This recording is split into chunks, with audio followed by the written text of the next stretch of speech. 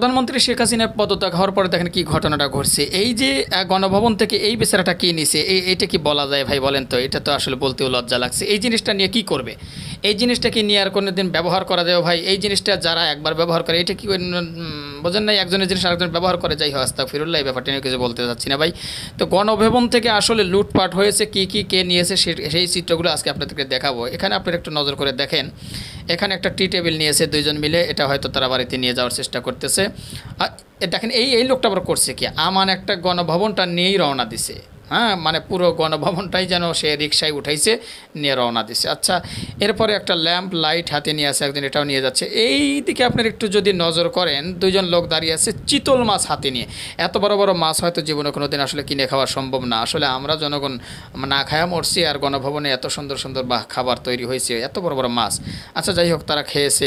এই লোকটা আসলে কম্বল নিয়ে রওনা দিছে। এই দেখেন এই লোকটার অবস্থা দেখেন। এই লোকটা মনে হয় দিনের বেলায় গরমের মধ্যে তার শীত লাগছে, ল্যাপটা মুড়ি দিয়ে মানে ঘুমায় গেছে, দাঁড়ানো অবস্থায় গোড়ার মতো ঘুমায় গেছে। এই লোকটা আবার একটা ল্যাপ নিছে। আচ্ছা, এই লোকটা কী নিছে মাথায় করে যাচ্ছে, হাতে ওটা মুরগি না কি যেন আসলে ভালো করে বোঝা যাচ্ছে না, কিন্তু উপরে একটা এলইডি টিভি সে কিন্তু হাতে নিয়েছে। তো এটা বাদ দেই ভাই, এই জিনিসটা আর আমি দেখাতে চাচ্ছি না, মানে বাজে একটা জিনিস। হ্যাঁ, এই লোকটা দেখেন চাচাই করছে ডাকি। চাচা বিশাল বড় একটা রুই মাছ নিছে। এত বড় রুই মাছ কিন্তু আসলে এই চাচারা কিনে খাওয়ার মতো সামর্থ্য নাই। চাই চাচা হিসাব করে দেখছে এই সুযোগে যদি একটা রুই মাছ খাইতে পারি, আর বাড়ি পর্যন্ত পৌঁছতে পারবে কিনা আল্লাহ পাকি ভালো জানে। তো এই দিক দেখো তো, আবার এই গণভবনে আবার ছাগল আসলো কই থেকে? নিশ্চয়ই মনে হয় যে ছাগলটা জব করে খাওয়ার মানে সিস্টেম ছিল, কিন্তু সেই ছাগলটাই একটা লোক দেখেন আবার কোলে তুলে নিচ্ছে। দেখছে যে হাঁটায় নিয়ে যাবে, লাইলে ছাগল আবার ওরা হয়ে যাইব, ওই জন্য কিন্তু আসলে কোলে উঠে নিয়ে যাইতেছে। আচ্ছা, দেখেন হাঁস একটা নিচ্ছে। বাহ মাশাল্লাহ, হাঁসটার চেহারা কিন্তু মারাত্মক সুন্দর, তাই না? চ্যাংড়াটা চিন্তা করতেছে হাঁসটা নিয়ে যায়, যদি ডিম টিম পারে, এখন গণভবনের সোনার ডিমও পারবার পারে। আচ্ছা যাই হোক, তারপরে এই চ্যাংড়াটাও বা এই ছেলেটাও কিন্তু আর একটা হাঁস নিচ্ছে। এটা আবার দেশি হাঁস, এটা হলো রাজা হাঁস আর এটা হলো দেশি হাঁস। এই মুহূর্তে আমরা আরেকটা দেখতে পাচ্ছি, এটাও হাঁস নিয়ে রওনা দিছে। এই দেখেন এইটা করছে কি, প্রধানমন্ত্রী শেখ হাসিনা যেই জায়গায় বিশ্রাম নিছে বা তার যে গদি বা বিশ্রামাগার ছিল সেইখানে দেখেন এই শিক্ষার্থী আবার শুয়ে পড়ছে। বাপটা কি দেখে মনে হইতেছে যেন প্রধানমন্ত্রী এই চ্যাংরাই হয়ে গেছে। যাই হোক, ও সার্থক হয়েছে ভাই। হ্যাঁ, ও সার্থক, মানে ওর জীবনটা সার্থক হয়েছে, ওই জায়গায় যার শুয়ে বের হয়েছে ভাই। তারপরে ইতিহাস দেখাই, এইখানে ওই দেখেন ওই যে চিতল মাছ নিয়ে যাচ্ছে দুইজন, বিশাল বিশাল দুইটা চিতল মাছ। এখানে আবার দেখেন আন্দোলনকারীরা অবশেষে গোসলে নেমে পড়ছে। যে সংসদ ভবনে বা গণভবনে কোনো দিন তো এত সুন্দরভাবে সুইমিং পুলে গোসল করতে পারবো না ভাই, এর নেমে পড়ছে, সুন্দরভাবে গোসল করতেছে, বাস আত্মাটা শান্ত হয়েছে। আচ্ছা, এই ম্যাডামটা করছে কি দেখো তো, ভিট কেস নিয়ে আইছে। নিশ্চয়ই এই ভিট কেসের ভিতরে শাড়ি কাপড় ব্লাউজ আরও বিভিন্ন কিন্তু জিনিসপত্র থাকতে পারে, সেইটাই নিয়ে কিন্তু সে রওনা দিছে। আসলে প্রিয় দর্শক শ্রোতা, গণভবন থেকে যে আজকে লুট হয়েছে, কে কী নিয়েছে সেটাই কিন্তু আপনাদের দেখানোর চেষ্টা করতেছি। এখানে আর একটা আপু, সে কিন্তু অনেক চমৎকার হাসি দিয়েছে, লাল একটা শাড়ি পাইছে। এবার চিন্তা করছে যে এই শাড়িটা যদি আমি পরতে পারি আমার জীবন ধন্য, কারণ একজন প্রধানমন্ত্রীর শাড়ি পরা অতটা সহজ না ভাই। এই লোকরা দেখেন ভাই করছে কি, গণভবনে ভাই আমাদের তো আবার নতুন করে গণভবন চালু হইব না ভাই, সব কিছু তো আবার কেনা লাগবে। এই এসিগুলো মানে খুলে নিয়ে রওনা দিছে ভাই। কন্ত কী যে পরিস্থিতি, দুইটা এসি দুইজন কাঁধে করে নিয়ে রওনা দিছে। যাক, বাড়িতে হয়তো ভাই খুব কষ্টের দিন কাটাচ্ছে, কারণ প্রচণ্ড গরম পড়ে, আপনারা সবাই জানেন। বেচারা হয় জন্য হয়তো এসি নিয়ে গেছে। এইটার অবস্থা দেখেন, আয়না নিয়ে রওনা দিচ্ছে, আয়নার উপরে আবার বসে সেই রকম একটা পোস্টও দিচ্ছে। হ্যাঁ, আচ্ছা, তারপরে হেরে গণভবন থেকে গড়িটা ভাই তুই নিয়ে আসলে, এখন অবস্থাটা হবে কি, ওই জায়গায় মানুষ টাইম দেখবে কীভাবে? তো গড়িটাও নিয়ে গেছে। এই কামটা করল কে? দেখা হচ্ছেন কথা, প্রধানমন্ত্রী শেখ হাসিনা শাড়িটাও পরছে, ব্লাউজ পরছে, ছায়া পরছে, পইরা দেখেন নেত্রী সেজে গেছে। মানে ভাই কি বলবো, বলার ভাষা নাই। আজকে যেন ওই জায়গায় আনন্দের কারণে মানুষ যেন যেমন খুশি তেমন সাজে, এমন একটা পরিবেশ তৈরি হয়েছে। আচ্ছা যাই হোক, জরির মধ্যে আরও কী কী আছে বোঝা যাইতেছে না, কিন্তু বেচারাটা একদম সব পরিয়েই ফেলাইছে। হ্যাঁ, ও দেখতেছে পরিয়ে ফেলাই, কেউ আবার ক্যারিও নিবার পারে। আচ্ছা, এই বেচারাটা দামি একটা চেয়ার নিছে ভাই, কারণ এই যে আমার পিছনে একটা চেয়ার দেখতে পাইতেছে না, চেয়ারগুলোর কিন্তু ভাই প্রচণ্ড দাম। হ্যাঁ, আমারটা ভাই অত দামি না, কারণ আমি তো ভাই সংসদ ভবনের জিনিস নিয়ে আসি নাই, আমরা গরিব মানুষ ভাই অল্প টাকায় কিনছি। কিন্তু এই চেয়ারটা কিন্তু ভাই অনেক দামি, সংসদ ভবন থেকে আনা, বোঝেন নাই? একটা ল্যাম্প লাইট নিছে, আর একটা হলো ফুলদানি নিছে। আরে বাবার এই স্টাইল রে, দেখেন সংসদ ভবনে বসে এমন আরাম এসে বিড়ি টানতেছে, মনে হইতেছে যে এমপি মন্ত্রী বসে এসে বিড়ি টানতেছে। পরিস্থিতিটা দেখছেন ভাই, সংসদ শিক্ষার্থীদের দখলে নিয়ে দেখেন একজন মনে হইতেছে সংসদ সদস্য, কেউ বসে আছে বিড়ি খাইতেছে, আবার কেউ বসে থেকে সেলফি উঠাইতেছে। এই জায়গায় কিন্তু সংসদ ভবন যেটা আমরা চিনি। তো যাই হোক প্রিয় দর্শক শ্রোতা, আমি অনেকগুলো মানে বর্তমানে ঘটে বেড়ানো বিষয়গুলো নিয়ে আপনাদেরকে দেখানোর চেষ্টা করলাম।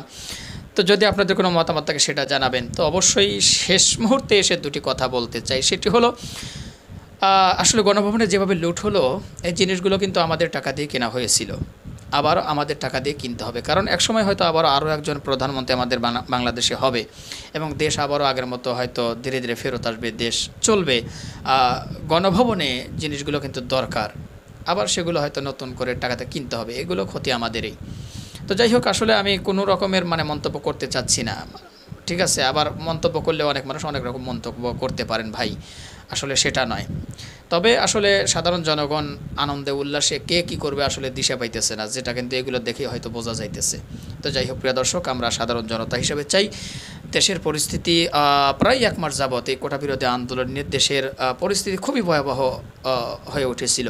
এখন মোটামুটি যেহেতু দেশ থেকে পদত্যাগ করে চলে গেছেন প্রধানমন্ত্রী শেখ হাসিনা, তারপর থেকে আনন্দ উল্লাস করছে, মিষ্টি বিতরণ করছে এবং কি সবাই বলছে যে সকলে এখন মুখ খুলে কথা বলার একটা পাওয়ার বা ক্ষমতা পেয়ে গেল। এতদিন পর্যন্ত আসলে কথা বলতে পারে নাই কেউ, এতদিন পর্যন্ত কথা বলতে গেলে নাকি সকলের গলা টিপে ধরা হতো। তাই এখন স্বাধীনতা পেয়েছে নতুন করে, সবাই বলতেছে যে 5ই আগস্ট এটা নতুন 2024, এটা হলো স্বাধীনতা দিবস ঘোষণা করা হবে। তো যাই হোক প্রিয় দর্শক শ্রোতা, তো আমরা চাই অবশ্যই আবারও আগের মতো দেশ ফিরে আসুক এবং দেশটা আবারও শান্তিময় হয়ে উঠুক, কারণ ভাই অনেক ক্ষতি হয়েছে, অনেক মানুষ প্রাণ হারিয়েছে।